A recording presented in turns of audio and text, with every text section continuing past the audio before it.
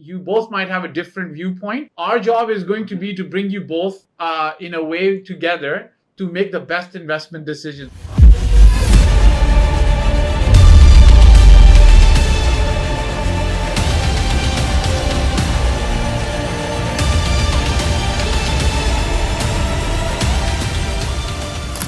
Sometimes the time is right when the time is right. He is somebody I met in 2017. He always wanted to start with an investment in the Dubai market. And 2024 is what it was for him. He, along with another friend of his, wanted to really take a look at the Dubai market again and really start investing. So what we ended up doing is have them sign up on the Dubai Wealth Builder program. And it's a little bit of a challenge trying to get two friends who might think alike, can also think differently sometimes. Him and both of his friends were then escorted along into a strategy session. We then went on to help them virtually select properties, qualify based on the criteria that we established. One of them then visited Dubai. We went physically to see the properties, the different showrooms, and get a feel of the areas and the locations so that we could then make better decisions. The process took about maybe a month to 2 months, but the good thing is they win by getting the best property. Dubai wins by getting a great customer, great client. We win because we get to service them, and the real estate market in Dubai wins overall.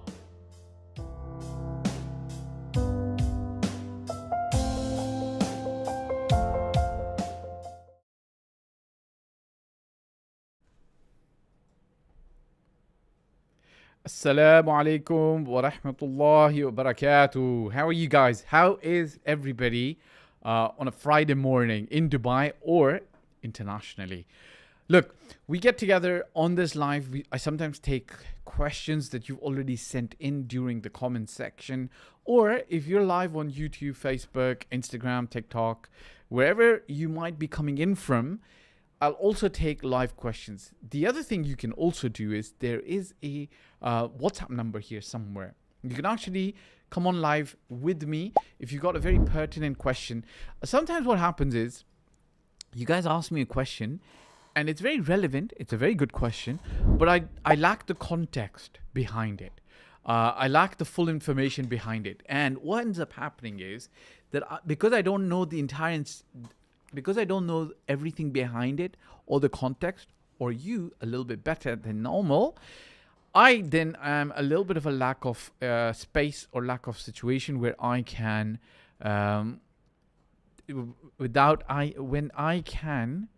when I can answer your question. So ask me any questions that you guys have, and then I will be happy to answer. All right. Beginning and end, I see your question, but it has no relevance to me. So please ask the relevant people who you're looking to ask that, okay? For now, I want to start with real estate agents, okay? I want to give them an opportunity to level up their game, right? Get going, get started. So there's the early stage beginner agents, and there is the later stage middle ground agents, like the ones who've got 3 to 5 years of experience in the business, and then there's the 7 to 10 years of people who've been in the business. So I'm going to talk about, let's start with the early stage, okay? So if you're really early stage, and by the way, if you have any questions live, you're welcome to send in. There is a WhatsApp number here. Send in your question, and the team's going to reach out to you, call you, and we will be happy to take you on live and answer any questions that you might have. All right? Okay. So if you're an early stage agent, one of the two things that you must do is learn about the processes of Dubai real estate specifically, okay? Every country has its own unique situation, okay? Every country has its own unique situation. Every country has its own unique processes on how real estate is done. I remember meeting an agent from one of the European countries, and they informed me that they can only start practicing real estate if they've gone to school for a 3 years or a 4 years bachelor's degree in real estate. To me, that makes a lot of sense. Like, wow, That's amazing. Dubai or some of the other countries, that's not the case.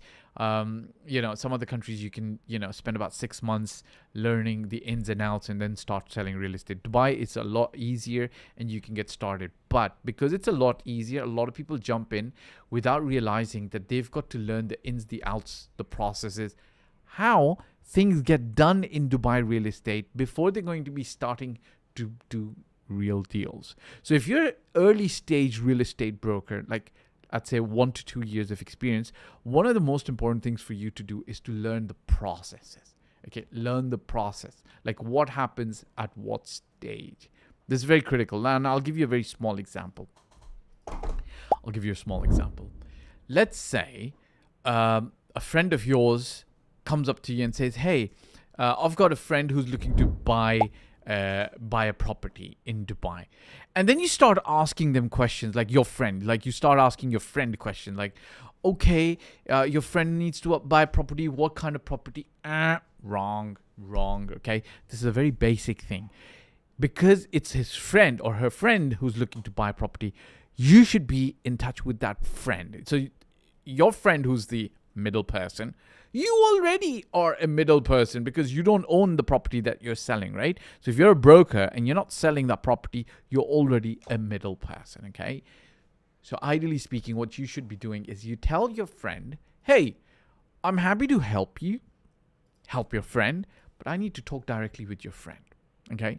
Same thing applies is if you find somebody who's looking to sell a property and they give you a call and they say, hey, sell my property for me. And then you run away trying to sell their property. Wrong. You've got to sit with them first, face to face, on the phone, on the Zoom, or any other method that you have that would feasibly be working for you to start assessing how serious are they to sell their property. Are they really motivated? Are they pricing it according to what the market will pay for their property? Do they have a tenant that wouldn't let the viewings happen? Okay, all of this are processes, okay?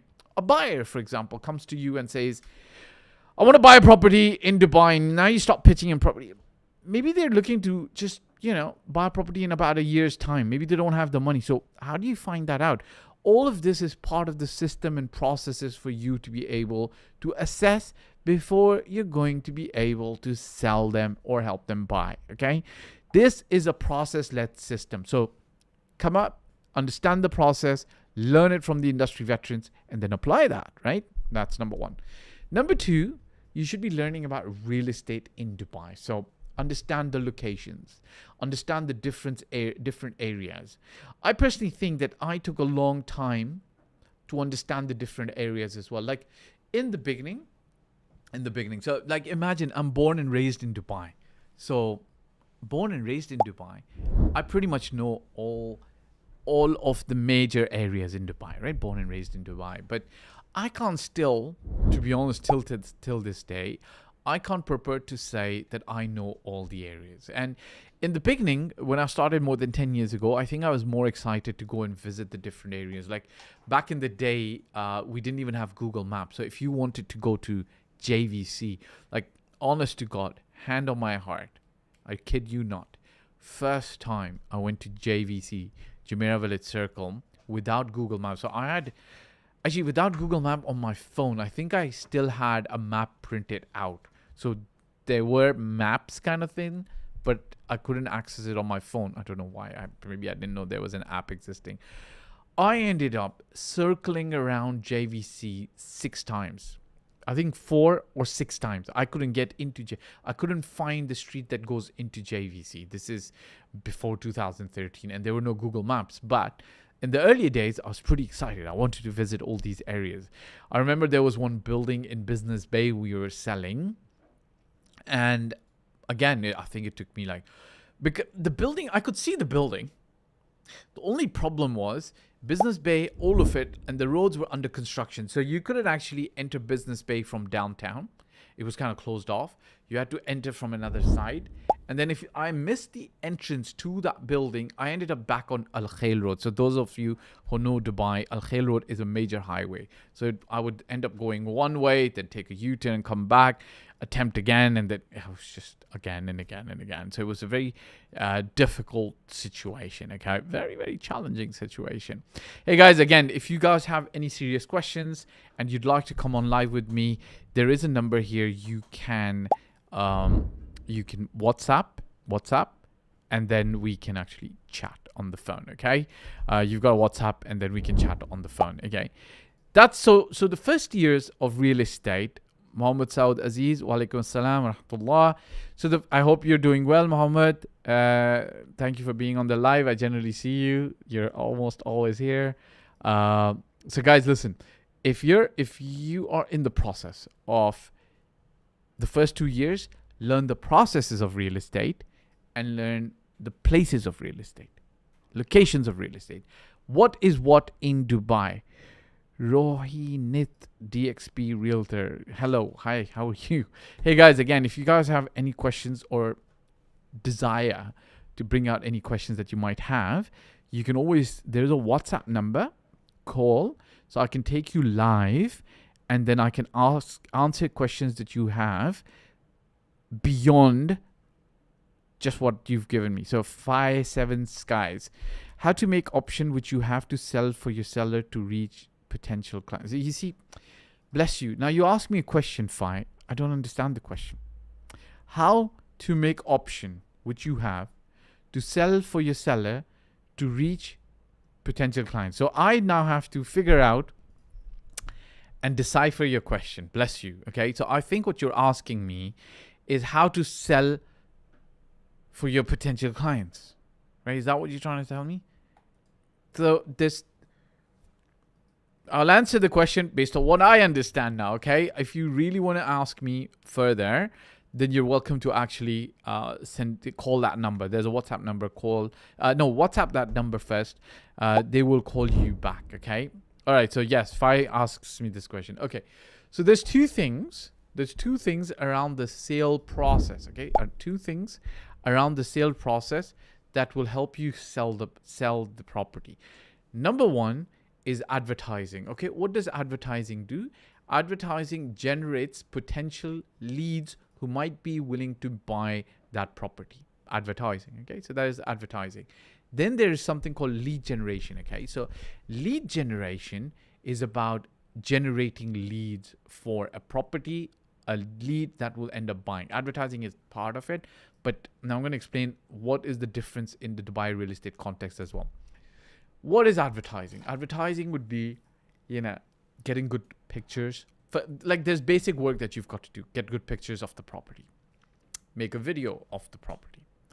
Get the pictures at sunset, sunrise. Get pictures of the amenities, the building, the location, right? Get all of this ready. Make a brochure if you can. Make an offer if you can. Make a one-page flyer if you can. Put it on the local property portals if you can, right? All of this is sources of advertising. Advertising basically essentially means marketing your property or your product, what you have. In this case, your product is your property, right? That's one part. The other now situation is to actively lead generate, okay? So you've got leads coming in just from your advertising. That's one part, okay?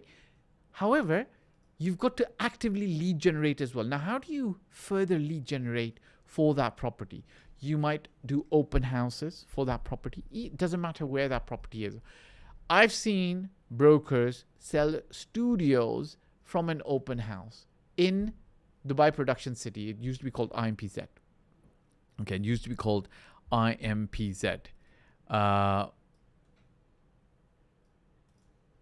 Okay, I'll answer your question, Rohini. It's called IMPZ, okay? And this broker ended up doing an open house in a studio, invited a lot of people, put some crisps, chips, drinks, water, popcorn. They did a really good food festival kind of open house. And somebody came and ended up buying the studio. So do an open house. do outreach to other agents in the area. So if you're selling a property in downtown Palm Jumeirah, talk to all the top agents in that area and say, listen, if you're willing, I'm looking to actually sell this property, so on and so forth. So of course, most of them will be willing to actually help you out, right? Okay. So you've got to actively lead generate. Go to the concierge of the building and say, look, I'm selling this apartment. Maybe sometimes these concierge, like, they've been in the building for like 10 years, 12 years, 5 years. They almost know everybody. They almost know everybody who's looking to buy. They almost know everybody who's looking to buy. And they might be able to tell you, hey, so-and-so and flat number so-and-so is looking for a property. Would you like me to give your number to them? And they'll give it to them, right? So you've got to think active lead generation. So there's advertising and marketing, and then there's active lead generation, okay? So I hope I was able to answer your question. There's a lot of ways to actively lead generate. There's agents, there's networking, there is your Instagram, your socials, your Facebook, your email, your phone list. Pick up the phone. If you've got 100 agents on your phone, call them every day, okay? So that'll help you. So let's see. Mohammed Saud asks, the fine for cold calling only applies to clients in UAE. Can we cold call people in UK, Canada, Australia, etc.? Is that allowed? Cold calls, I think, even in those countries are not allowed. And I think that you should not be cold calling, guys. Like, respect the laws of Dubai, okay? Respect the laws of where you're operating and think about it. How do you expect... Okay, enough said. I don't want to preach on don't cold call, etc., etc. But my suggestion is don't do it. Try not to do it. Bless you. Okay, Rohini the realtor, Rohini Kamaraj asks, how do you rush the client to book without directly rushing them? I want to know how you do it. So first of all, you don't rush a client to book. Okay, what do you mean by rushing a client to book?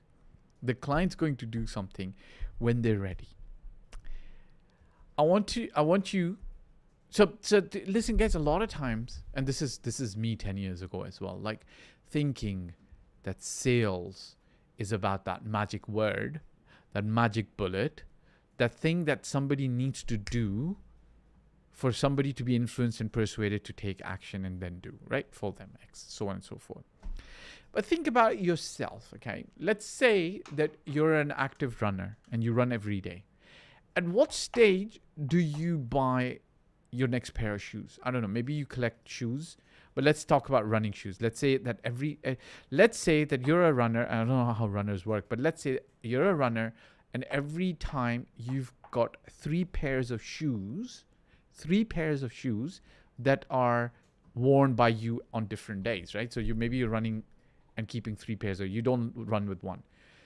When are you going to buy? This is, let's say, your personal room. When are you going to buy an extra pair of shoes? It's pretty much either when one of your shoes is wearing out or is close to wearing out. Or if you have this innate canny ability to get the best or the nicest shoes every time, right? So then you're not being sold by the salesperson. You are not being rushed. You go and rush in yourself. If one of your shoes is completely worn out and you know that you always keep and maintain 3 pairs of shoes, what are you going to do? The moment you're walking by your favorite shoe running store, you're going to step in and say, I want to buy this. Show me this. Where in this area, where in this is the seller, or where in this is the salesperson rushing you? No stage. The only place what the salesperson could do is he could say, hey, you're buying this pair of shoes, but we've got a great deal on these other ultra marathon runners that you, because I know you're a marathon runner, will probably need in a couple of months because you're about to run a marathon. So get these now and break them in and start preparing for your marathon. And you're like, okay, sure, I'm going to get those, right? So you can afford it. You're already a marathon runner, so on and so forth. Now, think about it yourself. Like, when do you make those purchases, right? And property is a fairly decent amount of bigger amount of purchase, right? So how do people decide to buy? How do people decide to buy? When they're paying of not buying is so large that they must buy, right? When they have a situation where their money's been sitting with them for the last 1 year, they were expecting that the Dubai property market might, I don't know, I don't want to use the word, whatever the word, they were thinking maybe the prices might stabilize, come down, they'll come in, and now the pain of not being in the market, of deals that they were looking at previously that were priced at, let's say, 2 million are now 2.2 million. They're like, oh my God, like he's paying 200,000 more just for waiting 1 year. Great. So the pain of that extra 200,000 is big enough for him to buy that property now. So the pain is in him. No, you aren't going to induce a special injection and an influence unless you hypnotize.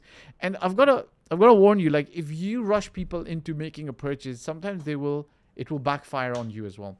So you've got to identify what is the pain on their side, what is the need on their side. Why did they come to you in the first place? Why are they going through this process of looking to buy? Understand that, respect that, show them some sincerity, and work with that. That's one. Two, preempt all the objections you're probably going to get. Now, that comes with experience. I'm going to give you an example. Somebody's got his or her spouse who's very critical. They're going to be a joint owner, but they've not been through the process with you. Why weren't they through with the process with you? Well, they weren't, so they weren't. What are you going to do in this instant? Right before they buy, they're going to bring in their wife or their husband, and they're going to say, hey, I'd like to talk to them. And, you know, some agents are going to panic. I've seen agents panicking, calling me and saying, like, he is bringing his father or mother or his wife, or she's bringing his... I'm like, that's great. Good. You can get them to make a decision today in a positive way. Just take care of the spouse, right? So ideally speaking, you should have been taking and keeping the spouse involved since the beginning and preempting it. Like, say, you know, why don't you bring your spouse as part of the process? And you can do this by saying, is the property going to be jointly owned? And if they say yes, then boom, of course, the spouse has to be in part of the process.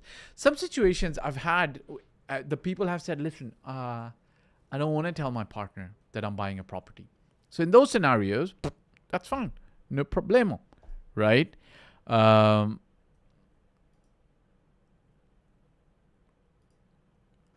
Okay, so instead of trying to rush them into making a decision, just give them the facts. And then sometimes you've got to also tell them, like, guys, listen, it's okay if you don't make that purchase right now, immediately, instantly now, but please know that there is a very distinct possibility that what you're looking at will be gone tomorrow, because that's the way the current Dubai market is.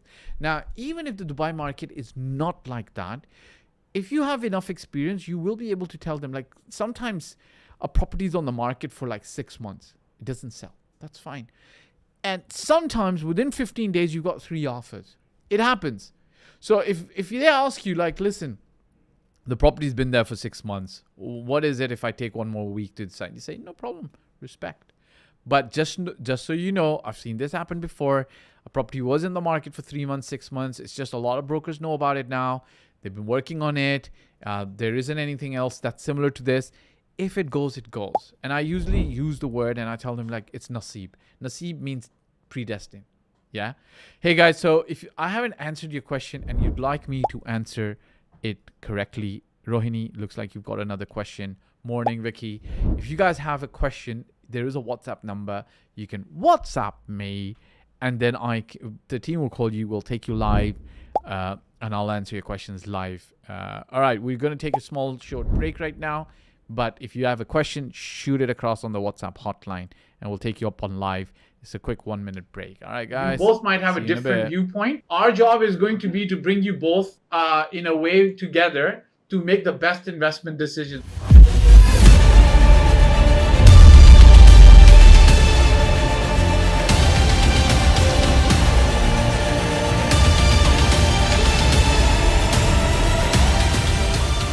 You know, sometimes the time is right when the time is right. He is somebody I met in 2017. He always wanted to start with an investment in the Dubai market. And 2024 is what it was for him. He, along with another friend of his, wanted to really take a look at the Dubai market again and really start investing. So what we ended up doing is have them sign up on the Dubai Wealth Builder program. And it's a little bit of a challenge trying to get two friends who might think alike, can also think differently sometimes. Him and both of his friends were then escorted along into a strategy session. We then went on to help them virtually select properties, qualify based on the criteria that we established. One of them then visited Dubai. We went physically to see the properties, the different showrooms, and get a feel of the areas and the locations so that we could then make better decisions. The process took about maybe a month to 2 months, but the good thing is they win by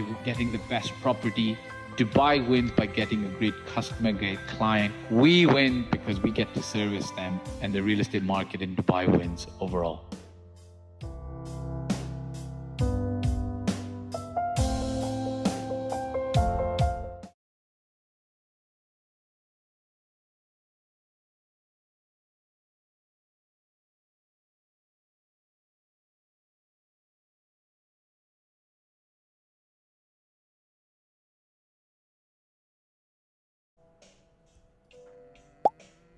Is that me?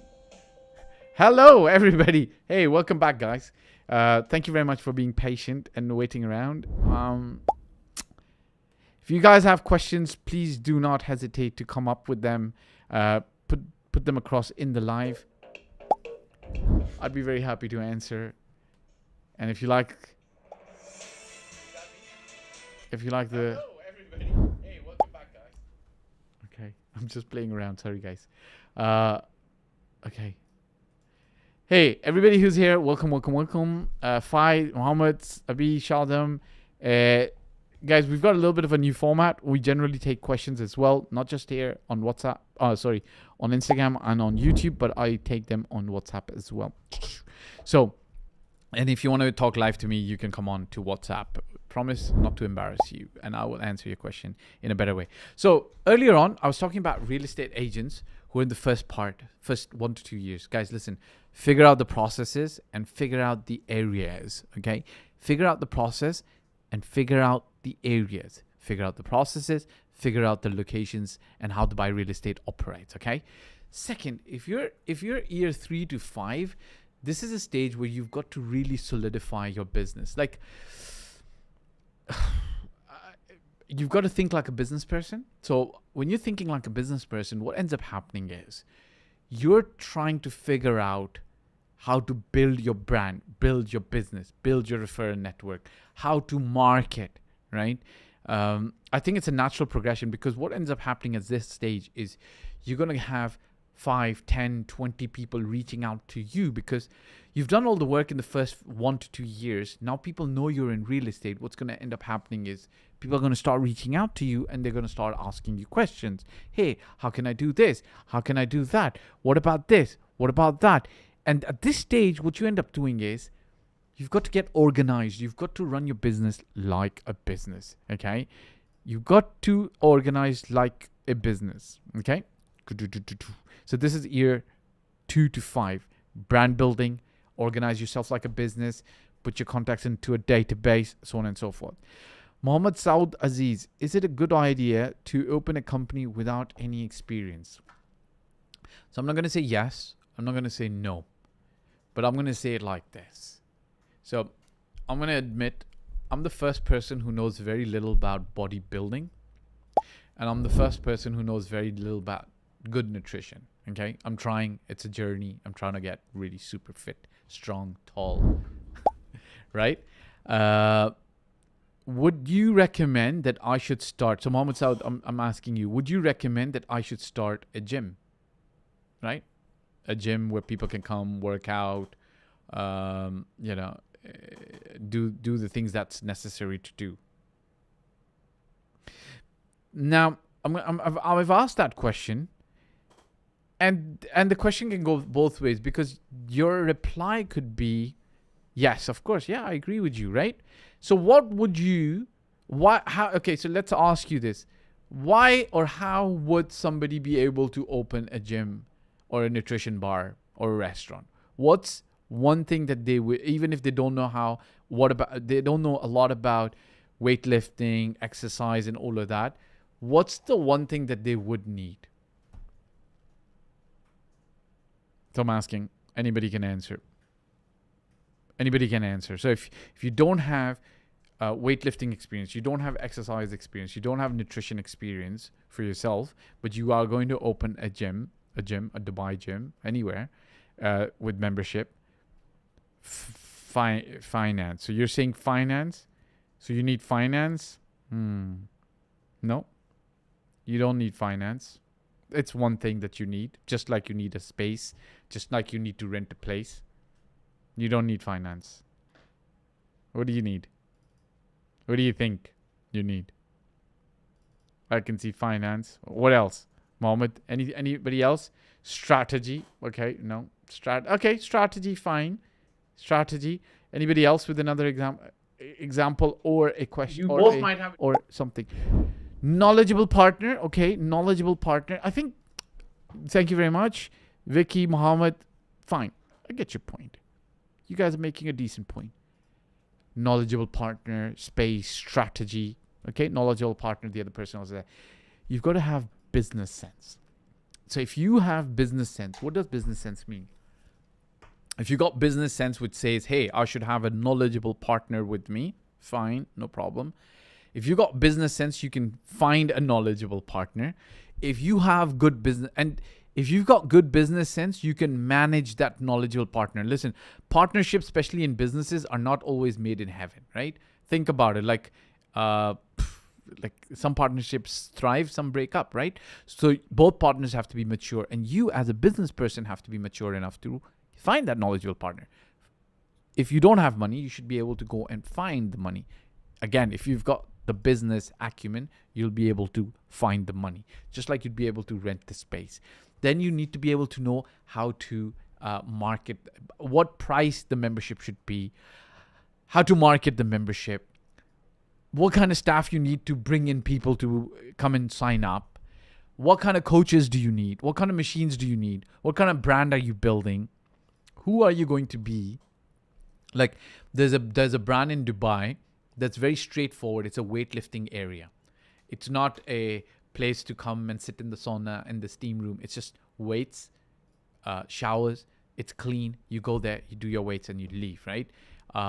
So you've got to have the business acumen to be able to do that, like as a gym. But now, as a real estate agent, I think the correct example would have been a lawyer's practice, okay, or an accountant's practice. Again, real estate can also be done by people who have business acumen, but my personal suggestion is that the person who starts a company should know real estate. What I've seen in Dubai, what I've seen a lot of times is people have good business sense. They don't have good Dubai business, real estate experience. They end up hiring managers, CEOs, they end up paying them, and they're getting burnt out because the CEOs and the managers, there's mixed expectations. So my personal suggestion is have knowledge to be able to guide yourself, at least in the real estate environment, get a couple of years of experience, and then start your own company. Because in that scenario, at least you know what the work is. It's like a lawyer who has no experience but goes straight from the passing the bar exam or his graduation and then goes straight to actually starting a business, right? Andre Goodson, he said, good business plan, good business. Justin says dad. I don't know what dad's going to give you money. Andre Godson says business plan. Yeah, business plan's okay, but today you can get ChatGPT to write you an amazing business plan. Who's going to implement that business plan? Business sense and business experience is super important, super critical. So, Mohammed Saud Aziz, to answer your question, to start a company yourself, hey, why start a company yourself? Go and work with one of the companies for a couple of years. You don't lose a lot of money, but you get a lot of experience. And then when you're comfortable and you're ready, go ahead, do it. And if you think you're ready and comfortable today, then go ahead and do it now. Like, who am I to tell you that don't do it, right? Hey guys, if you got any other questions, send them across. There is a WhatsApp number. You can actually call on that WhatsApp number, or WhatsApp number actually, and then the team calls you back, gets your questions, and then we can actually chat live. So guys, listen, the first 2 years, you should be learning the processes and the areas. The third to fifth year, you should be building your brand, your business, your database, getting organized to be able to leverage an assistant and so on and so forth. And I think from year 4 onwards, you should be looking at hiring people for yourself. Regardless of whether you have your own company, your own agency, at the year 4 mark, you should be making enough money that you are technically, because of your time limitation, leaving money on the table. You're not able to get the full benefit out of it by not having an assistant in place who can actually help you guys out. Okay, I've got one question over here by ZM00716. What is the advantage for the landlord to allow the tenant to sublease? Are they sharing profits? No, they don't share profits. The advantage is that you've got somebody who comes, convinces you that you should rent it to them and that they're a stable source of rental income. Okay. Hustle Pop, how can I benefit by buying studio apartment? See, now I don't understand this question. Think about, okay, so that's why, guys, listen, use the WhatsApp number, come on live with me so I can actually understand your situation, your requirement, your background, and I can answer you better. But Hustle Pop, I'm going to answer your question the way I understand it. Okay, how can I benefit by buying a studio? Where you suggest to get a studio apartment, make sure the tenants always will be there to rent. It starts with your budget, starts with how much money you've got to invest. Okay, and then you go and start looking for studios. Studios vary from, let's say, about 350,000 dirhams all the way up to 1.2 million, 1.5 million, 2 million dirhams, right? So it depends on which areas are more suitable. So I could say to you, buy a studio in downtown, and a studio in downtown might be today 1.2 million. Let's see, buy a studio. So I'm just looking.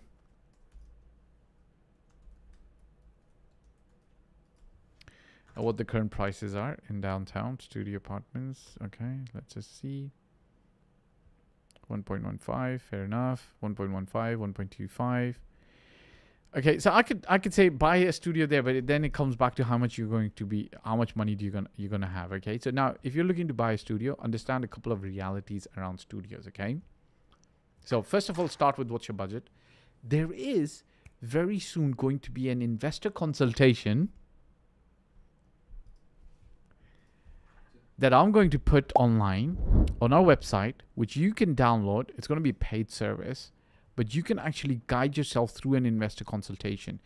So these questions that I'm asking, like which area, which location, how long you're going to hold on to it, you can actually do that yourself, then submit it to us, and we can give you back a detailed action plan and a roadmap, okay? And then we can help you implement it as well. Here's the diddlio. First of all, start with your budget. How long are you going to hold it? Second thing, you've got to understand something around studios.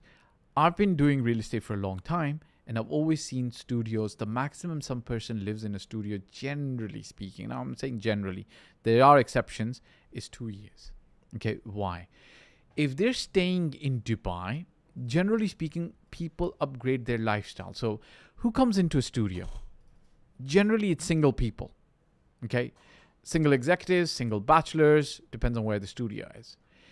But then single people tend to get married sometimes, right? And once they get married, they might get married in the studio, not in the studio physically, but they could continue living in the studio. And then they end up upgrading to a 1-bedroom. Or they might stay in that studio until they might have children. Like married people sometimes have children. So when they have children, they'll upgrade to a 1-bedroom. So there goes your tenant. Now, when you say, make sure the tenant will always be there. No, there will be always a vacating period, like vacancy period. Like what happens in Dubai? Dubai is not. I've seen this done in Europe, where the day the tenant leaves is the day the new tenant comes in. Dubai, you don't have that. It's just the nature of the things. I hope that we can reach that stage, but we don't have that right now. That stage would be like the day the tenant leaves, the new tenant moves in. No, in Dubai, generally speaking, the tenant leaves. Then there is some painting, cleaning, denting, stuff that needs to be done in the apartment. And then the new tenant starts viewings, it's more easier in that way, and then the tenant moves in. I think in some scenarios that could be shortened, that period could be shortened to 15 days, I think. Why I'm saying 15 days is because you still need some time for the new tenant to move in, do the paperwork, do the documentation. But I think that can be done now earlier. So if you end up doing that, then you will be able to do that. Now, to give you a summarized answer, if you're looking for a studio to be always rented, my personal opinion, you would avoid the higher end areas. My personal opinion is you would avoid the higher end areas. You would go to the residential areas where there's a lot more demand from a lot more tenants potentially. Okay. So I hope that helps. Guys, I'm going to end this live today. Thank you very much. If you guys have questions, send them across in the comment section or join us live and we will be happy to take them live from you. Everybody who joined in, thank you very much. Everybody who asked a question, I really appreciate it. Let's keep the conversation going. Ciao for now. You both might have a different viewpoint. Our job is going to be to bring you both in a way together to make the best investment decision.